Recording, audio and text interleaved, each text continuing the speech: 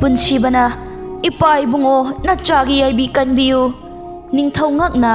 hi kanano hai iya poirai kaidagi lakpano koloi mingle na karino pacha salai karambagi chadano dano hai yawana pausing na paudamudo punsiba kina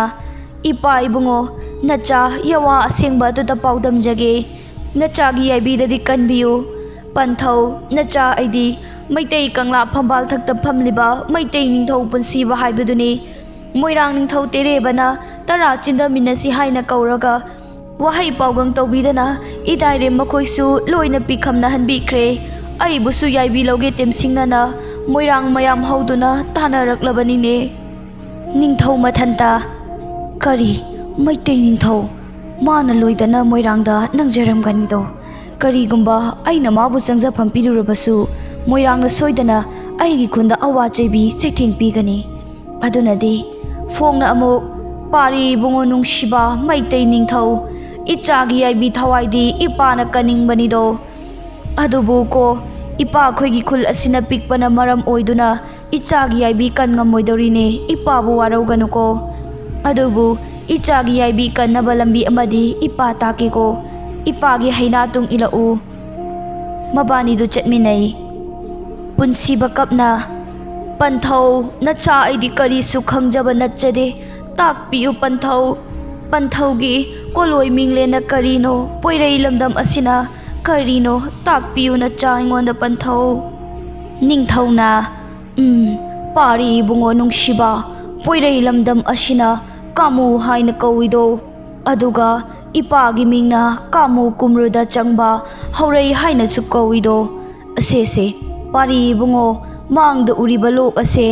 adungai nongpuk ningthau amadi panthoibinina lottuna leirammi haibagi damakta ningthau lot lok haina kawido pari punsibana ha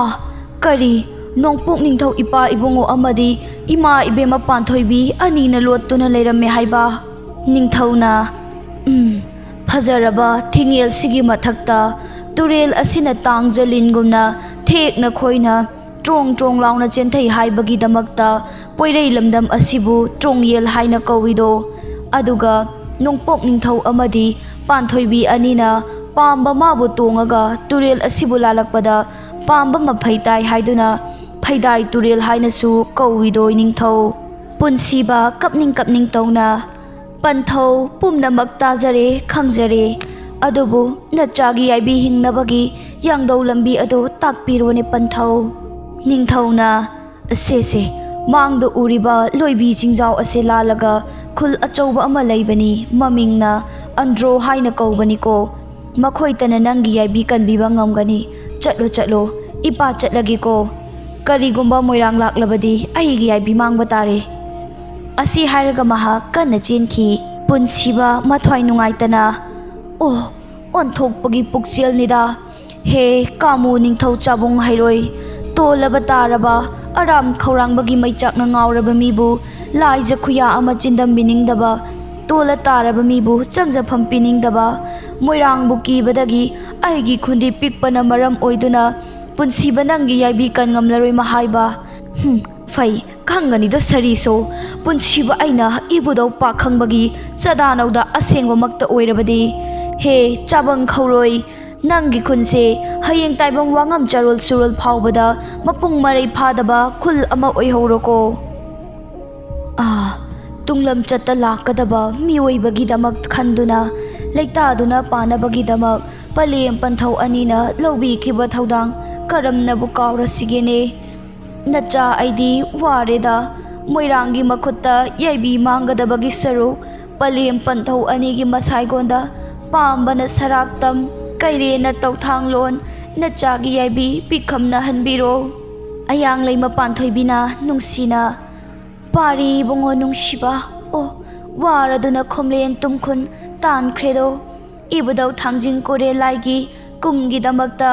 imana nangbu imagi siyom nungda pugadawri banine pari bungo nama aina mapok langol amada nongpok panthoibi haina langonduna mapham asimaktada isabi bungo nungsiba mahakka nungsit thakta mongba maral yai oiba awangba loibi thakta Panba नोंपोक निंथौ काइनाव सिंसोंबा महाकना पानथोइबी आइगी फैगल थक्ता लुरेल मोन खांनादुना पोंबीगुम चिलोकनना चेकलागुम खरनखिबा मफमनिने पारी इबुंगो नुंसिबा अथापदा मोइरांग मयाम लांबा मखोल ताई हे आइदी चिंगो इबुंगो खोयुम लाइनिंथौ इबुदौ थांजिंग कुरे लाइगी कुमाइनी हाइबा अदु काउरुरेदना पारी Ibungo नुंसिबा खोमलेन मिकप थोकलो Imangi समू नमदा पोरगा नंगबु इमाना अंड्रो ताना पुरगे पुनसिबा फिंगना पलेम पलेमो आइदी नुंगाइना खोमलेन तुमखुन तालुरेदना मोइरांगना फंख्रबदी आइगी याइबी मांगबा तारे अदुना आई अवांग लोइबी चिंजाव असि लालगा अंड्रो ताना चेलगे यामना पाखतना अंड्रो ताना चेनखी अथापदा मोइरांग लाकपगी मखोल तारई सोमदा अंड्रोगी खुलाकपगी मयुमनी मतमदो नुमित तारमदागी याचंगकपा मतमनी खुलाकपगी मयुमदा मयाम वारी सादुना लई अंड्रो खुंजासिंगना पुनसिबाबु तानरई पुनसिबा याम वाना चेलई अदुगा खुलाकपगी मखोंग पाइदुना कप्पगा हाइजई मयाम अदुना लाउरई हाय हाय सखंगदबा तंबा नंगबु ngaइखोने हे नत्रबदी नंगी याइबी मांगनी हे इया मीना लाउबा खोंगबा तादबा मखै खुलाकपगी मनाक्ता चेनसिनख्रेन हे लेरमो खंगनीदो मयाम हुईगा लोइना तानरई पुनसिबना पंथौ इबुंगो नचागी याइबीददी कनबियो पंथौ मयाम अदुना लाउरई खुलाकपा मागी याइबी कनबिबा यारोय महाक सजिबु लेखुन तौबा मिरोल पाबोट लोनबनी है अखोई खुलगी नहाल मखै ओक येनबी हुरानबा मिनी अदुना मागी याइबी लौरसे मयाम पुन्ना लाउरई खुलाकपना मयाम पुमनमक अमुक्ता ताबियु अइना हाइजरिबसी मयामदने मयामदा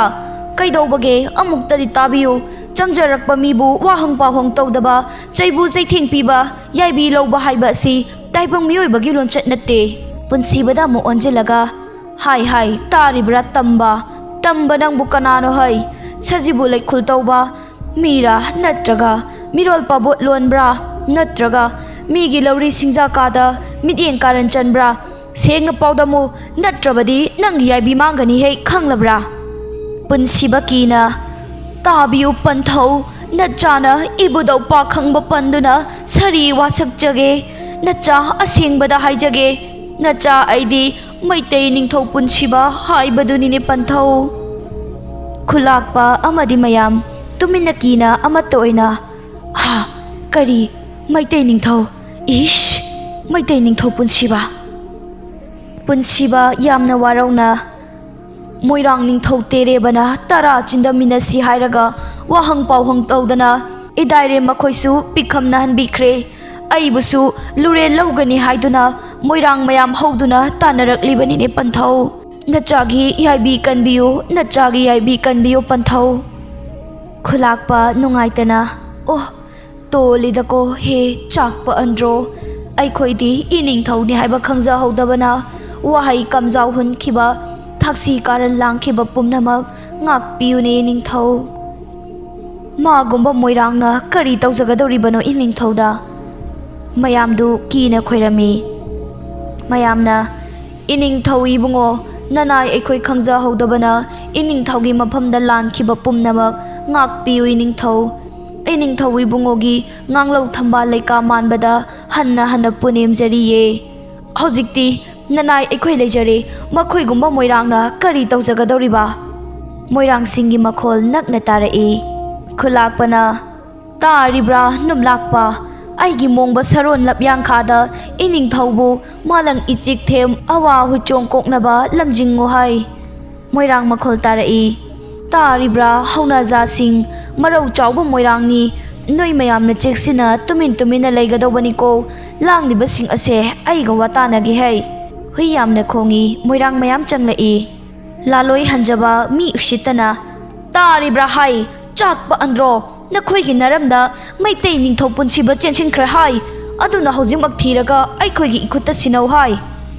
खुलाकपा मथंता कयादा थाक्सी कार लांखिद्रबनो येंगोने हाय अपंगबा मखोइगा मानरुबा यादेदो अइ मखोइबु थेंबा ताई लालोई हंजबा साउना हाय नखोइदनिने अइना nganglibase नन्ना पांद्रबने हे ꯌꯨꯐꯨ ꯑꯃꯒ ꯀꯣꯔꯣꯛ ꯇꯨꯝꯕ ꯑꯃꯒ ꯃꯌꯨ ꯉꯥꯎꯗꯨꯅ ꯂꯩꯔꯤ ꯃꯥꯜꯂꯤꯅꯦ ꯍꯥꯏ ꯅꯈꯣꯏꯗꯅꯤꯅꯦ ꯈꯨꯂꯥꯛꯄꯅ ꯇꯞꯅ ꯂꯦꯡꯕꯤꯔꯛꯂꯤꯕꯁꯤꯡ ꯑꯁꯤꯕꯨ ꯄꯣꯏꯔꯩ ꯂꯝꯗꯝ ꯀꯩꯗꯒꯤꯅꯣ ꯀꯔꯤ ꯊꯕꯛꯀꯤ ꯑꯣꯏꯔꯕꯅꯣ ꯂꯥꯂꯣꯏ ꯍꯟꯖꯕ ꯁꯥꯎꯅ ꯍꯥꯏ ꯅꯃꯥꯡꯗ ꯂꯦꯞꯂꯤꯕ ꯑꯩꯁꯦ ꯅꯕꯨꯡꯉꯣ ꯃꯣꯏꯔꯥꯡ ꯅꯤꯡꯊꯧ ꯇꯦꯔꯦꯕꯒꯤ ꯌꯦꯊꯪ ꯑꯣꯏꯔꯤꯕ ꯂꯥꯂꯣꯏ ꯍꯟꯖꯕꯅꯤꯅꯦ ꯏꯅꯤꯡꯊꯧ ꯌꯦꯛꯅꯕ ꯃꯩꯇꯩ ꯅꯤꯡꯊꯧ ꯄꯨꯟꯁꯤꯕ ꯅꯪꯒꯤ ꯅꯔꯝꯗ ꯆꯦꯟꯁꯤꯟꯈ꯭ꯔꯦ ꯑꯗꯨꯅ ꯍꯧꯖꯤꯛꯃꯛ ꯊꯤꯔꯒ ꯑꯩꯒꯤ ꯈꯨꯠꯇ ꯁꯤꯟꯅꯧ ꯍꯥꯏ ꯃꯥꯒꯤ ꯂꯨꯔꯦꯜ ꯀꯛꯂꯒ ꯇꯥꯒꯤ ꯇꯥꯗꯣꯟꯗ ꯊꯦꯠꯂꯒ ꯏꯌꯨꯝ ꯀꯦꯒꯦ ꯃꯣꯏꯔꯥꯡ ꯍꯟꯋꯥꯏꯈꯤꯗꯧꯕꯅꯤ ꯈꯨꯂꯥꯛꯄꯅ ꯅꯨꯡꯉꯥꯏꯗ ꯄꯥꯊꯧ ꯏꯕꯨꯡꯉꯣ ꯏꯇꯥꯎ ꯏꯕꯨꯡꯉꯣ ꯃꯣꯏꯔꯥꯡ ꯅꯤꯡꯊꯧꯒꯤ ꯌꯦꯛꯅꯕꯗꯤ ꯑꯟꯗ꯭ꯔꯣ ꯑꯩꯒꯤꯁꯨ ꯌꯦꯛꯅꯕꯅꯤ ꯃꯇꯝ ꯀꯌꯥꯒꯤ ꯃꯃꯥꯡꯗꯒꯤ ꯑꯩꯅ ꯃꯩꯇꯩ ꯅꯤꯡꯊꯧꯒꯤ ꯃꯥꯌꯣꯛꯇ ꯂꯃꯟꯁꯤꯡꯒꯤ ꯅꯤꯡꯖꯔꯛꯄ ꯉꯁꯤꯗꯤ ꯃꯈꯣꯡꯅ ꯊꯣꯡꯅ ꯃꯃꯪ ꯊꯤꯕ ꯂꯥꯛꯂꯕ ꯂꯥꯂꯣꯏ ꯍꯟꯖꯕ ꯉꯛꯅ ꯀꯔꯤ ꯄꯥꯊꯧ ꯏꯕꯨꯡꯉꯣ ꯃꯩꯇꯩ ꯅꯤꯡꯊꯧ ꯄꯨꯟꯁꯤꯕ ꯅꯈꯣꯏꯒꯤꯁꯨ ꯌꯦꯛꯅꯕ ꯈꯨꯂꯥꯛꯄ ꯁꯥꯎꯅ ꯃꯥꯅꯤ ꯄꯥꯊꯧ ꯏꯕꯨꯡꯉꯣ ꯑꯩ ꯏꯁꯥꯃꯛ ꯌꯥꯎꯅ ꯃꯥꯕꯨ ꯐꯥꯔꯒ ꯇꯥꯎꯕ ꯍꯨꯏꯒꯨꯝꯅ ꯍꯨꯏꯒꯪ ꯊꯥꯡꯗꯨꯅ ꯃꯣꯏꯔꯥꯡ ꯇꯥꯅ ꯆꯤꯡꯗꯨꯅ ꯄꯨꯒꯗꯧꯕꯅꯤꯅꯦ ꯄꯥꯊꯧꯅ ꯌꯨꯝ ꯀꯦꯒꯦ ꯃꯣꯏꯔꯥꯡ ꯌꯧꯔꯒ ꯏꯅꯤꯡꯊꯧ ꯏꯕꯨꯡꯉꯣ ꯇꯦꯔꯦꯕꯒꯤ ꯁꯅꯥ ꯈꯨꯠꯁꯨ ꯊꯥꯡꯂꯦꯅ ꯇꯥꯡꯖ ꯂꯨꯔꯦꯜ ꯀꯛꯂꯒ ꯂꯨꯔꯦꯜ ꯑꯗꯨꯅ ꯀꯪꯂꯥ ꯎꯇ꯭ꯔꯥꯃꯥꯡꯗ ꯊꯦꯠ ꯂꯨꯔꯦꯜ ꯌꯥꯎꯗꯕ ꯁꯃꯨ ꯍꯛꯆꯥꯡ ꯑꯗꯨꯅ ꯂꯣꯛꯇꯥꯛ ꯏꯌꯥꯏꯗ ꯂꯪꯊꯗꯨꯅ ꯂꯦꯝꯂꯩꯁꯤꯡꯒꯤ ꯃꯆꯤꯟꯖꯥꯛ ꯑꯣꯏꯍꯟꯒꯗꯧꯔꯤꯕꯅꯤꯗꯣ